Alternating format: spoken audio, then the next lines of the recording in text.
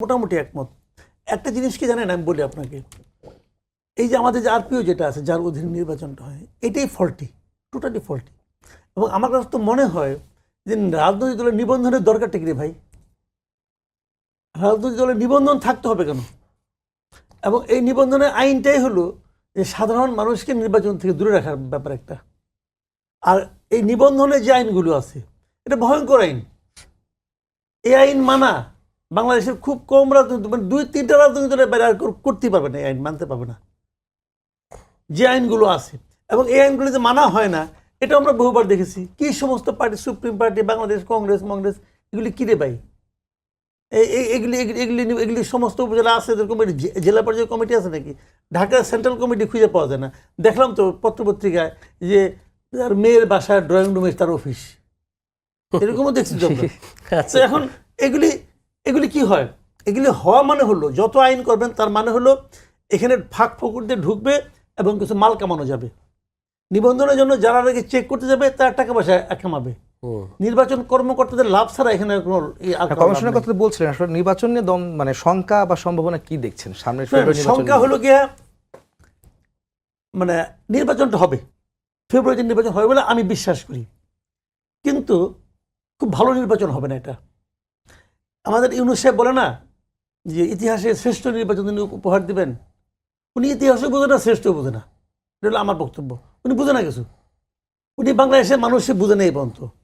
জীবনে বেশিরভাগ সময় কাটাচ্ছে বিদেশে। এই দেশের মানুষ যে কি এটা উনি বুঝে না, এই দেশের মানুষের পালস উনি বুঝে না।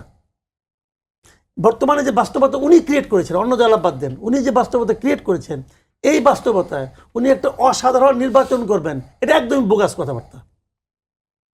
উনি জানেনও না যে কীভাবে নির্বাচনটা করতে হবে। উনি একটা আওলা ঝাওলা বাধা দিছে, একটা সংস্কার করতেছে, সংস্কারের পরে নির্বাচন করবে, ঠিক আছে? তাহলে সংস্কারে তো নির্বাচন ব্যবস্থার সংস্কার আছে না? তো ওই সংস্কার যখন ধর হবে, আইনটা যখন হয়ে যাবে, যে আইনটা আবার ওনারা বলতেছে এটা আমরা জুলাই সনদের ভিত্তিতে করব। তো এই সংস্কার তো জুলাই সনদের পার্ট। যখন আপনি এটার ভিত্তিতে যখন আপনি নির্বাচন করবেন, তখন তো এই নির্বাচন কমিশনের এক্সিস্ট করবে না। কারণ এই নির্বাচন কমিশনকে এই সংস্কারের মধ্যে যে প্রক্রিয়া নির্বাচন কমিশন গঠনের কথা বলা হয়েছে, ওই প্রক্রিয়া হয়েছে নাকি? গঠিত হয়েছে? হয় নাই তো। যদি পুরো একটা এলোমেলো অবস্থা, লেজে গোবরে, বুঝেন, একটা লেজে গোবর অবস্থা উনি করে নিয়ে বসে আছে, আর খালি মিষ্টি মিষ্টি আলাপ করে। আলাপের চিরা বেশি দিন ভিজে না, 2-1 দিন ভিজে, পরে আর ভিজে না। এখন উনি এরকম একটা ঝামেলার মধ্যে ঝামেলা পাকাইছেন, অলরেডি পাকাই ফেলাইছেন। আমি একটা সিম্পল এক্সাম্পল দিয়ে বলি, জুলাই সনদের বাস্তবায়নটা কিভাবে হবে, এটা তো এই মুহূর্তে মূল বিতর্ক, কিন্তু 2 দফা এটা হলো মূল বিতর্ক। এই সনদের বাস্তবায়নটা আপনি কেমন করে করবেন? দেখেন, মানে হয় শয়তানি করছে অথবা না বুঝা করছে। একটা জুলাই ঘোষণাপত্র করছেন একটা, ওই যে 20টি স্নাত দিনে 28টা, ওখানে বসে বসে উনি অনেকে ছাতা মাথা দেখলাম ধরছে, কে কারে জড়াই ধরলো না, ওইটা করলো একটা। তো ওইখানে কি ঘোষণা করছে, কতগুলি দফা আছে, ওইটা 20 নম্বর দফাটা একটু পড়েন আপনি। 20 নম্বর দফা স্পষ্ট বলা হয়েছে যে ওনার এই সরকার একটা সাংবিধানিক সরকার। যদি ওনার এই সরকার সাংবিধানিক সরকার হয়, তাহলে ওনার সরকার যা যা কাজ করবে সংবিধানকে মেনে করতে হবে। কোন সংবিধান? যে সংবিধান আছে এটা, আর তো কোনো সংবিধান এক্সিস্ট করে না। যদি এই সংবিধানকে আপনি মেনে যদি আপনি কাজ করতে যান, তাহলে আপনি জুলাই সনদকে আপনি কিভাবে বাস্তবায়ন করবেন? আপনি পারবেন? আমি আপনার সিম্পল উদাহরণ দিয়ে বলি, আপনি আপনার নিজের হাতের আঙুলটা আছে না, এই আঙুলটা দাঁত দিয়ে কামড়ে কাইটা করতে পারবেন, শিখতে পারবেন? পারবেন না, জীবনে পারবেন না। পৃথিবীর কেউ পায় না। জীবনে কেউ নাক বন্ধ করে, হাত দিয়ে নাক বন্ধ করে আপনি দম বন্ধ হয়ে মরতে পারবেন না। চেষ্টা করে দেখেন, এটা কেউ পারে না। তো এটা হলো ওই জিনিস। আপনি এই কিভাবে বললেন যে আপনার সরকারটা সাংবিধানিক সরকার? সংবিধান তো আপনি বহুবার মানেন না।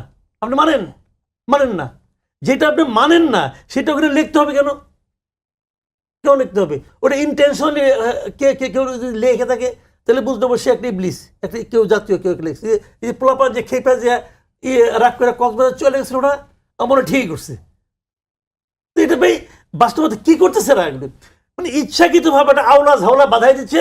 পরে যে বলবে কি এই কারণে করতে পারলাম না, ঠিক আছে কি করা যায়, দেখা যায় কি করা যায়। যতদিন আপনি কি করা যায় করবেন, ততদিন আপনি থাকতে পারবেন।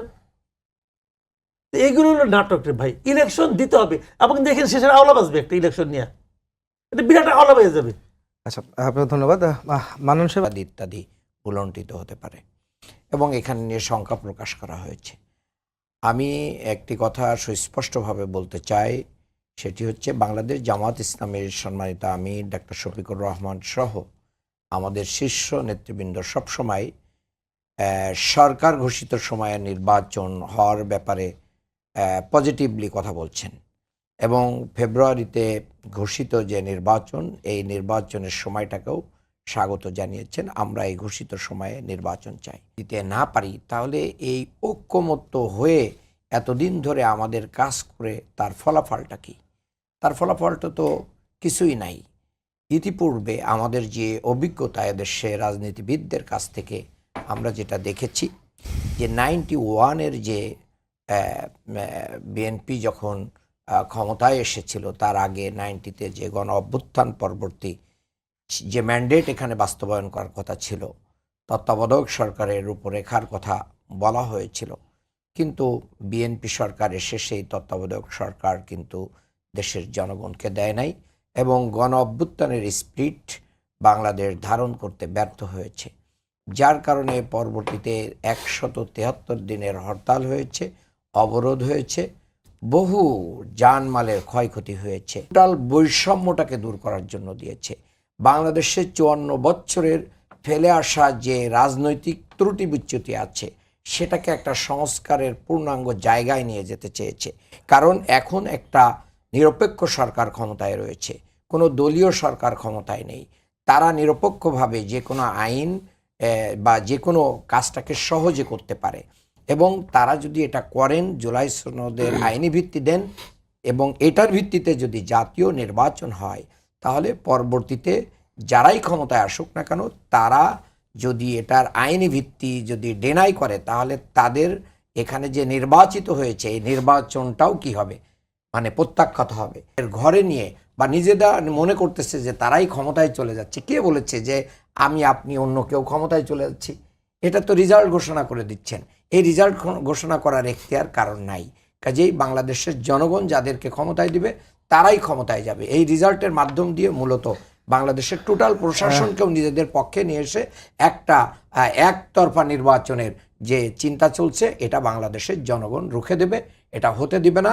এবং সিইসিউ যেভাবে একটা দলের লেজুর ভিত্তি করতেছে, এটাও বাংলাদেশের মানুষের কাছে এখন প্রশ্নবিদ্ধ হয়ে যাচ্ছে। এটাতে আমাদের কাছে মনে হচ্ছে যে এই নির্বাচন কমিশন আসলে সাংবিধানিক প্রতিষ্ঠানের মতো যে নিরপেক্ষতা, এটা তারা রাখতে পারছে না। কি কেন বলছে এই কথা? কারণ হচ্ছে যে এই যে শাপলা নিয়ে যে তারা সর্বশেষ যেটা করলো, প্রথমত আমাদেরকে নিবন্ধন পাওয়ার ক্ষেত্রে নির্বাচন কমিশন যথেষ্ট পরিমাণ চেষ্টা করেছে যেন আমাদের কোনো না কোনো দোষ ধরা যায়, কিন্তু আমাদের যেহেতু আমরা তাদের সমস্ত ক্রাইটেরিয়া, আমরা কিন্তু পুরনো যে আরপিও, যেটাকে সবাই বলেছে যে কালা কানুন, সেই আরপিওতেই কিন্তু আরপিওর অধীনেই যে শর্তগুলো, এগুলো মিট আপ করেই কিন্তু আমরা মানে নিবন্ধনটা পাচ্ছি। এবং তারপরে আমরা বলেছিলাম যে শাপলা, যেটা আমার তাদের সাথে ধারাবাহিক আলোচনার একটা মানে অগ্রগতি ছিল, যে এপ্রিল মাসে আমরা তাদেরকে বলেছিলাম যে আপনারা শাপলাটা অন্তর্ভুক্ত করেন। তারা বলেছিলেন যে হ্যাঁ, নতুন যে 2000 নির্বাচন পরিচালনা বিধিমালা 2008, এটা যখন পরিবর্তন করা হবে তখন আমরা নতুন মার্কা নেব এবং নতুন মার্কা নেওয়ার ক্ষেত্রে শাপলা থাকবে। তারপর যখন আমরা ওই আপনার যেদিন নিবন্ধনটা আবেদন করলাম 22 জুন, সেদিন আবেদন করার সময় আমরা শাপলাটা অফিসিয়ালি তখন বলি যে আমাদের পার্টির এগেনস্টে আপনারা শাপলাটাকে সংরক্ষণ করেন। এবং এটা মিডিয়ার মাধ্যমে, সোশ্যাল মিডিয়ার মাধ্যমে নানাভাবে এটা সবাই জেনে গেছে। এবং পরবর্তীতে আমাদের জুলাই মাসে জুলাই পদযাত্রা, সেখানে আপনার সারা দেশ থেকে যারা এসেছে তারা সবাই কিন্তু এই শাপলা ফুলটা নিয়ে এসেছে। মানে শাপলার সাথে আমাদের একটা এরকম একটা ন্যাচারাল বা অর্গানিক সম্পর্ক তৈরি হয়ে গেছিলো। এটার পরবর্তী তারা জুলাই মাসে এসে বলা শুরু করে যে এটা জাতীয় প্রতীক, সুতরাং এটা দেওয়া যাবে না। তখন আমরা তাদের সাথে দেখা করে আবারও বলি যে জুলাই মানে এটাকে যে আপনারা বলছেন যে এটা জাতীয় প্রতীক, এই কথাটা ঠিক না। শাপলা জাতীয় প্রতীক না। কারণ হচ্ছে জাতীয় প্রতীকটা হচ্ছে পানিতে ভাসমান শাপলা, তার দুই পাশে ধানের শীষ, পাট, তারপর তারকা, এই সমস্ত কিছু মিলে এবং একটা নির্দিষ্ট রং, নির্দিষ্ট একটা নকশা, এই সবটাই বিধিবদ্ধ করা আছে মানে 1972 সালের যে জাতীয় প্রতীকের যে বিধি, সেটার মধ্যে দিয়ে। ফলে আপনি যে কোনো ধরনের শাপলা, আমরা তো ওই পানিতে ভাসমান শাপলা চাই নাই। আমরা বলি না যে মার্কাটা ব্যালটে পানিতে ভাসমান শাপলা। নাগরিক ঐক্যকে মানে যেহেতু দুর্জনের ছলের অভাব নাই, তারা এখন আমাদের সামনে নাগরিক ঐক্য এবং আমাদেরকে মুখোমুখি করা দেওয়ার চেষ্টা করছে। এই সমস্ত কারণে আমাদের মনে হচ্ছে যে তারা সামহাও এই কমিশন চায় যে এনসিপি মানে এই আমরা যদি এই মার্কা নিয়েই ধরেন দৌড়াতে থাকি মার্কা প্রাপ্তির ক্ষেত্রে, তাহলে আমরা অন্যান্য প্রস্তুতি কখন নেব? একটা নতুন দলের সাথে তো আপনি এরকম বিমাতাসুলভ আচরণ করতে পারেন না। যখনই আপনাকে এটা ক্ল্যারিফাই করা হলো বাংলাদেশের সংবিধান এবং অন্যান্য সংশ্লিষ্ট আইন দিয়ে যে এটা জাতীয় প্রতীক, আপনাদের এই বক্তব্যটা সঠিক না, তাহলে আপনি দিয়ে দেন এটা জাতীয় ফুল, তো জাতীয় ফল তো মার্কা আছে। দেখো, নির্বাচনের আগে যখন যদি কোনো প্রশ্ন আবার উঠে কিনা যে আপনি বলছেন যে নাগরিক ঐক্যকে আসলে চেয়েছিল, তারা যদি না পায় তাহলে আপনারা কেন পাবেন? আর যদি আপনারা পেয়ে থাকেন তাহলে নাগরিক ঐক্য যদি আবার তারা চ্যালেঞ্জ করে, দুটো কথা। তখন নির্বাচনের আগে কি আবার একটা সংকট বা সংশয় তৈরি হচ্ছে না? না, একটা জিনিস হচ্ছে নাগরিক ঐক্য কি এই কয়েকদিন ধরে শাপলা বিতর্ক চলছে, কোথাও আপনি নাগরিক ঐক্যের কোনো অবস্থান দেখেছেন তারা বলেছে যে আমরা এটা চাই? তারা এটা চাইবে না। তারা এটা প্রথমে চেয়েছিল, কনফিডেন্স যে চাইবে না? না, তারা এটা চাইবে না। তাদের এটা হলো তাদের অবস্থান, যে তাদের অবস্থান আমার সাথে কথা হয়েছে সেরকম না, কিন্তু আমার কাছে মনে হয়েছে যে তারা এটা চাইবে না। কেন আমি বলি, কারণ তাদের ধরেন গণসংহতি আন্দোলনকে আওয়ামী লীগ আমলের শেষ দিকে লম্বা সময় অযথা তাদের সমস্ত শর্ত পূরণ করার পরেও নিবন্ধন দেওয়া হয়নি। তারা কি করেছে? তারা এটাকে রাজনৈতিকভাবে ইস্যু করেছে এবং এটাকে আইনিভাবে পথে মোকাবেলা করেছে। আমরাও তাই করব। আমরা দেখব যে বাংলাদেশ আইন যদি আপনার রাষ্ট্রের অ্যাটর্নি জেনারেলের মন্তব্য আছে, এটা তো অন রেকর্ড মন্তব্য যে এটা দেওয়ার ক্ষেত্রে কোনো আইনি বাধা নাই, ফলে আমরা এটা আইনি পথে যাব। আমরা এটা রাজনৈতিকভাবে এটা নিয়ে মানে মুভমেন্টে থাকবো। আমাদের সমস্ত জায়গায় আমরা এই ইসি যে নিরপেক্ষ আচরণ করছে না, এইটা আমরা জনগণের সামনে হাজির করছি, আরও করব। ঠিক আছে, শুধু কি আচরণ এক ধরনের পলিটিক্যাল প্রতিষ্ঠানের মতো, কিংবা মনে হয় যেন একটা দলের মতো করে তারা ওই তাকিয়ে থাকে ওই দল কি বলে। তা আরও কিছু সংস্কার প্রস্তাব ইসি মানে আগ্রহ দেখায় নাই। ঠিক আছে, যেমন এর মধ্যে আরেকটা আছে, আজকে যদিও আমি দেখলাম যে সিইসি বলছেন যে যদি কোনো নির্বাচনী কর্মকর্তাকে দেখা যায় যে আপনি কোনো দলের পক্ষে কাজ করেছেন তাহলে কঠোর ব্যবস্থা নেওয়া হবে। তো ভাই, আপনাকে যে আগেই এই নির্বাচন ব্যবস্থা সংস্কার কমিশন বলেছে, একটা খুব গুরুত্বপূর্ণ সংস্কার প্রস্তাব ছিল যে আপনার ধরেন কমিশনের মেয়াদ শেষ, নির্বাচন আপনি উপহার দিয়েছেন, সেই নির্বাচন নিয়ে যদি পরবর্তীতে কোনো প্রশ্ন ওঠে 14, 18, 24-এর মতো, তাহলে আপনি কমিশন হিসেবে না থাকলেও আপনাকে বিচারের আওতায় আনা যাবে। এটা তো একটা খুব গুরুত্বপূর্ণ। যদি আপনার কাছে আগে থেকে এই চাপটা থাকে, আপনি বাংলাদেশের প্রধান নির্বাচন কমিশনার, আপনি জানেন যে যদি আমি এই ধরনের নির্বাচন দিই তাহলে আমার পরিণতি এরকম হবে ভবিষ্যতে, ইভেন ইফ আমি ওই পথ থেকে সরে এসেছি তবুও, তাহলে আপনি কিন্তু ভুয়া নির্বাচন কিংবা এই যে ধরনের নির্বাচন গত 3টা কমিশন উপহার দিয়েছে বা বাংলাদেশকে যে ধরনের নির্বাচনের অভিশাপের মধ্যে নিয়ে গেছে, এটা থেকে আপনি কিন্তু মানে 3বার ভাববেন, আপনি ওই পথে যাবেন না। তাহলে এই সিইসি কি নির্বাচন কারচুপি করতে চায়? নামের এগেনস্টে ব্যক্তি আছে কিনা ফোন দিয়ে শুধু চেক করে এবং র্যান্ডমলি কয়েকটা জাস্ট নাম্বার করে। তারা আমাদের ক্ষেত্রে ফোন দিয়ে বলেছে যে আপনি অমুক জায়গা থেকে আসেন। এখন দেখেন, আমরা 200 ভোটারের যে তালিকা দিয়েছি এটা কিন্তু সারা উপজেলায় ছড়ানো। এখন আপনি হঠাৎ করে আমাদের অফিসে এসে একজন নির্বাচন কমিশনার কর্মকর্তা ফোন দিয়ে বলতেছেন ওই ইয়েকে যে আপনি এখন অফিসে আসেন, আপনাকে দেখব আপনি এক্সিস্ট করেন কিনা। এটা তো অহেতুক বোঝা যায় যে আমাদের সাথে একটা শত্রুতা আচরণ করতেছে। এই অনেকগুলো কারণে মনে হচ্ছে যে তারা এনসিপির প্রতি বিমাতাসুলভ আচরণ করছে। একটু মাসুদ কামাল ভাইয়ের কাছে যাই। সেটা হচ্ছে যে আপনি শুনছিলেন যে নির্বাচন কমিশন নিরপেক্ষতা নিয়ে প্রশ্ন উঠছেন, তুষার বলছেন, এদিকে মান্নান সাহেব বলছেন যে লেজুর ভিত্তিক করছেন নির্বাচন কমিশন। কারণ গুঞ্জন তো অনেকদিন ধরেই পত্রিকা, কখনো বিএনপির সাথে কখনো জামায়াত ইসলামের সাথে, এই দুটোই এখন বাংলাদেশের প্রধান দুই দল। আমাদের বক্তব্যটা হচ্ছে যে আমরা একটা বহুদলীয় গণতান্ত্রিক পরিস্থিতি চাই। তো এটা তো দুইটা দল যদি থাকে এবং তাদের সাথে তাদের মিত্ররা থাকে, তাহলে কি হবে? একটা দ্বিদলীয় পরিস্থিতি বা দ্বিদলীয় ব্লক। আমরা বলেছি যে মধ্যমপন্থী গণতান্ত্রিক শক্তিগুলোকে নিয়ে আমরাও তো একটা ব্লক হতে চাইব, এটা খুব স্বাভাবিক। ইলেকশনের আগে কারোর সাথে আমাদের জোট হবে কিনা এটা ইলেকশনের আরেকটু তফসিল ঘোষণার আগে পরে বোঝা যাবে। এই মুহূর্তে আমাদের কাজ হচ্ছে যে আমরা যে রাজনীতির কথা বলেছি যে একটা বহুদলীয় গণতান্ত্রিক পরিস্থিতি বা স্পেসের মধ্যে ভিন্ন ভিন্ন অন্তত 2-3টা ব্লক, দুইটার অধিক ব্লক থাকা দরকার। এবং সেইখানে এনসিপির সাথে যারা সমমনা, যাদের সাথে কথা হচ্ছে, তাদের সাথে গণঅধিকারের সাথে শুনছি গণঅধিকার পরিষদের সঙ্গে আপনারা গণঅধিকারের সাথে একটা প্রাথমিক পর্যায়ে একটা আলোচনা হচ্ছে। এখন নুরুল হক নূর তো চিকিৎসার স্বার্থে দেশের বাইরে আছেন, তিনি তো এই দলের প্রধান, তিনি আসলে মানে গণঅধিকারের প্রধান, তো তিনি আসলে তখন আমাদের একটা চূড়ান্ত আলোচনা তাদের সাথে হবে। এর আগ পর্যন্ত এখন আমরা মানে কোথায় কোথায় গ্যাপগুলো, প্রাথমিক আলোচনায় আসলে তুষার আমি জানতে চাই যে আসলে প্রাথমিক আলোচনা কতদূর আছে। সেটা হচ্ছে যে গণঅধিকার পরিষদ সঙ্গে নিয়ে কি আপনারা জোট করবেন নাকি একীভূত হবেন দুইটি দল, এনসিপি এবং গণঅধিকার পরিষদ? জোটের কথা হচ্ছে না, এই দুই দল মিলে এক দল হওয়া এবং সেটা কিভাবে এনসিপির মানে যে এই মুহূর্তে যে সাংগঠনিক কাঠামো, সেটার মধ্যে আমরা কিভাবে তাদেরকে জায়গা দিতে পারি বিদ্যমান সাংগঠনিক কাঠামোর মধ্যে। সেক্ষেত্রে নুরুল হক নূর সহ তাদের যারা শীর্ষ নেতৃত্ব আছে তাদেরকে একটা মানে ফর্মিডেবল পোস্টস দেয়া, সেটা হচ্ছে একটা খুব মানে আমাদের জন্য আমলে নেওয়ার মতো ব্যাপার, কারণ তিনি তো তার একটা দলের প্রধান। তো এগুলো নিয়ে আলোচনা চলছে, সব তো আর ধরেন এখনই বলে দেওয়া যাবে না, আলোচনাটা আগাক আরও কিছুটা, এবং তিনি দেশে আসলে তখন চূড়ান্ত পর্যায়ে আলোচনা হবে। যেটা আমরা বলতে পারি সেটা হচ্ছে যে তারা যথেষ্ট পরিমাণে ইন্টারেস্টেড এবং আমরা যথেষ্ট পরিমাণে ইতিবাচক। এবং যেহেতু একসাথে আমাদের আন্দোলন করার আওয়ামী লীগ আমলে বিশ্ববিদ্যালয়ের ক্যাম্পাসে এবং ক্যাম্পাসের বাইরে তরুণদের এই তরুণ গোষ্ঠীর একসাথে আন্দোলন করার বা একসাথে ফ্যাসিবাদ বিরোধী আন্দোলন করার অনেকগুলো উদাহরণ আছে। ফলে আমরা মনে করি যে যেটুকু দূরত্ব আছে এটা আসলে মিট করা সম্ভব এবং করে তারপর একটা দলীয় ব্যানারে কিংবা পরবর্তীতে আরও অন্যান্যদের নিয়ে আমরা জোট করবো কিনা সেটা আরেকটু পরে বোঝা যাবে। আরেকটি বিষয় হচ্ছে যে তুষার আপনার কাছে দিয়ে যাবো আরেকজনের কাছে, সেটা হচ্ছে যে মুক্তিযুদ্ধের চেতনা বিক্রি করতে গিয়ে আওয়ামী লীগ এখন দিল্লিতে, বিএনপিতে তো সালাউদ্দিন আহমেদের কথা বলেছেন, তাই জুলাই চেতনা বিক্রি না করার আহ্বান, একই সঙ্গে তারা ইসলামকেও বিক্রি না করার বা ইসলামী চেতনা না আসার বিষয়ে আহ্বান জানিয়েছেন সালাউদ্দিন আহমেদ আজকে জানিয়েছেন। এই বিষয়টাকে আসলে আপনারা কি দেখবেন? আপনি ওনারা বলছেন যে জুলাই যোদ্ধা তারাও, সারা মানুষ বা দেশের মানুষ যারা ফ্যাসিবাদ বিরোধী আন্দোলনে ছিলেন প্রত্যেকেই জুলাই যোদ্ধা।